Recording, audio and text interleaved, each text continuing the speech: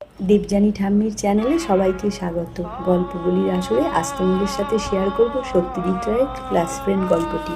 গল্পটি যদি তোমাদের ভালো লাগে তাহলে লাইক, কমেন্ট আর শেয়ার করে দিও, আর চ্যানেলটিকে সাবস্ক্রাইব করে দিও। সকাল 9টায় অফিস যাওয়ার সময় মোহিত সরকারের বাড়ির ল্যান্ডলাইন ফোনটা বেজে উঠল। তো তার স্ত্রী ধরে বললেন মোহিত সরকারকে যে তোমার ফোন, তোমার কোনো স্কুলের বন্ধু ফোন করছে, তার নাম জয়দেব বললেন। তো অনিচ্ছা সত্ত্বেও তখন তাড়াহুড়ো অফিস যাওয়ার, অনিচ্ছা সত্ত্বেও জয়দেব এর ফোনটা ধরলেন মোহিত সরকার, এবং ওই প্রান্ত থেকে জয়দেব বোস জানতে চাইলেন, কিরে চিনতে পারছিস? তো মোহিত সরকার বললেন, না গলাটা তো চেনা লাগছে না, তবে তোমার চেহারাটা আমার মনে আছে। তো বললো জয়দেব সরকার বললেন, খুব বিপদে পড়েছি ভাই, একটু দেখা করা যাবে? তখন বললো হ্যাঁ হ্যাঁ। মোহিত সরকার বলে, নিশ্চয়ই, আজকে আমি অফিস থেকে এই 7টার মধ্যে ফিরে আসবো, তারপর তুমি চলে এসো। বাড়ির ঠিকানা বলে দিল। তো বললো ঠিক আছে। এবার সারাদিন মোহিত সরকারের অফিস যাওয়ার পথে আর অফিসে সেই স্কুল জীবনের গোল্ডেন ডেজগুলোর কথা মনে হতে থাকলো। তারা তিন বন্ধুই তো ছিল, শঙ্কর, মোহিত সরকার আর জয়দেব বোস, ক্লাসের ফার্স্ট, সেকেন্ড, থার্ড। আর তার সঙ্গে জয়দেবের যে গুণটা সবাই ভাল লাগতো, তা হচ্ছে দারুণ ফুটবল খেলতো। মোহিত সরকার খেলতো রাইট ইনে, আর জয়দেব খেলতো রাইট আউটে। তো এমন বন্ধুত্ব ছিল, তারা ভাবতেন এই বন্ধুত্ব বুঝি চিরকালে, কিন্তু ভাগ্যের অন্য কিছু লেখা থাকে। মোহিত সরকারের বাবা ছিলেন নামকরা ব্যারিস্টার। তো মোহিত সরকার ভালো কলেজে পড়ে ভালো চাকরি পেয়ে চলে আসলেন কলকাতায়, আর জয়দেবের বাবার বদলির চাকরি ছিল। জয়দেব অন্য শহরে চলে গেল। তারপর আর জানা যায় না কি হয়েছিল।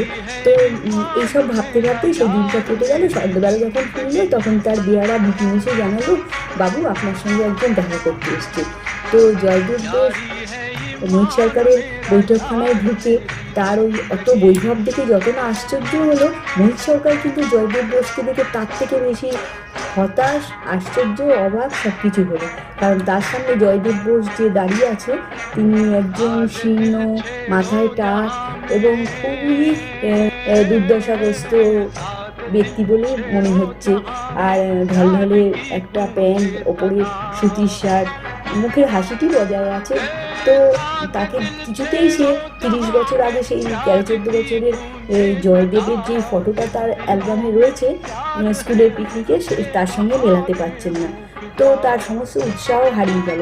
তাও বসতে বললেন এবং কিছু খাবার আনালো কাজের লোক থেকে। তো সেই খাবার খেতে খেতে বললো, আচ্ছা তুমি কি কারণে এসছো সেটা বলো।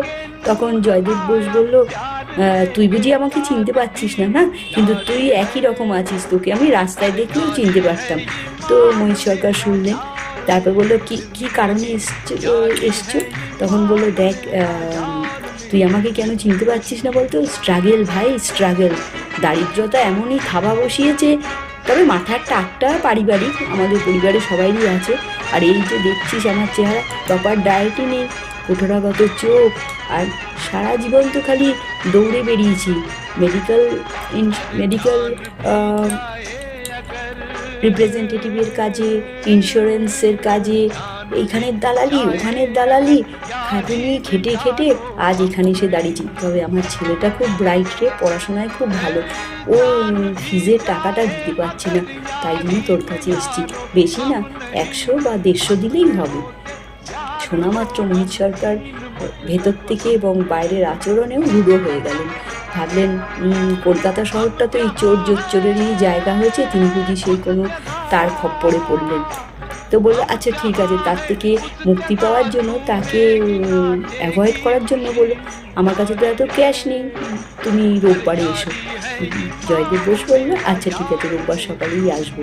আর এইদিকে মনে মনে ঠিক করে নিলেন মোহিত সরকার, সেই দিন তার পরের দিনই শুক্রবার তিনি চলে গেলেন বারুইপুরে বন্ধুর বাড়িতে উইকেন্ড কাটাতে।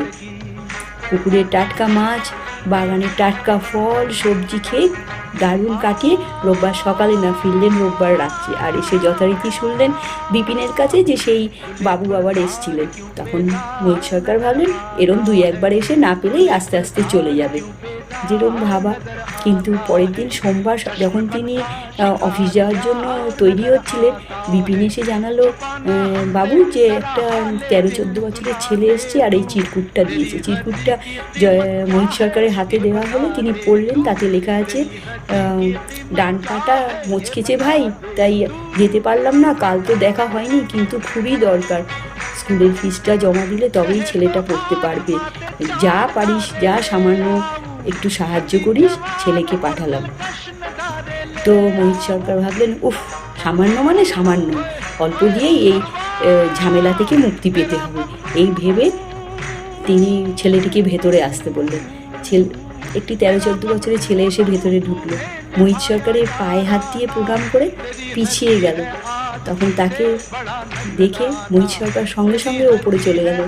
আলমারি থেকে সুন্দর চকচকে 4টি 50 টাকার নোট, 100 নয়, 150 নয়, 200 টাকা একটা সুন্দর খামে ভরে নিচে দৌড়াতে দৌড়াতে এসে তাকে দিল। দিয়ে বললো, তোমার নাম কি? বললো, সঞ্জয় বোস। কোথায় তোমাদের বাড়ি? বললো, মির্জা গালিব স্ট্রিটে। আচ্ছা, কিসে টাকাটা নিয়ে যেতে পারবে? বললো, হ্যাঁ, বুক পকেটে। কিসে করে যাবে, ট্রামে না বাসে? বললো, না, বাবা বলেছে হেঁটে যেতে। বললো, আচ্ছা, তুমি এখানে বসে খাও, আর অনেক বই আছে, তুমি পড়ো, আমি ততক্ষণে অফিসের জন্য রেডি হইনি, আমি যাওয়ার সময় আমার গাড়িতে তোমাকে নামিয়ে দিয়ে যাবো। এই বলে তিনি ওপরে আসলেন অফিসে যাওয়ার জন্য তৈরি হতে। এত আনন্দ মোহিত সরকার অনেক দিন পাননি, এত মুক্তি, এত আনন্দ। যেই জয়দেব বোস, যেই বন্ধুকে তিনি দুদিন ধরে চিনতে পারেননি, 30 বছর আগের বন্ধুকে, সেই 30 বছরের আগের বন্ধু 13-14 বছরের জয়দেব বোস সঞ্জয় বোস হয়ে তার চোখের সামনে আজ দাঁড়িয়েছে। তার ছেলেকে দেখে আর চিনতে ভুল হয়নি।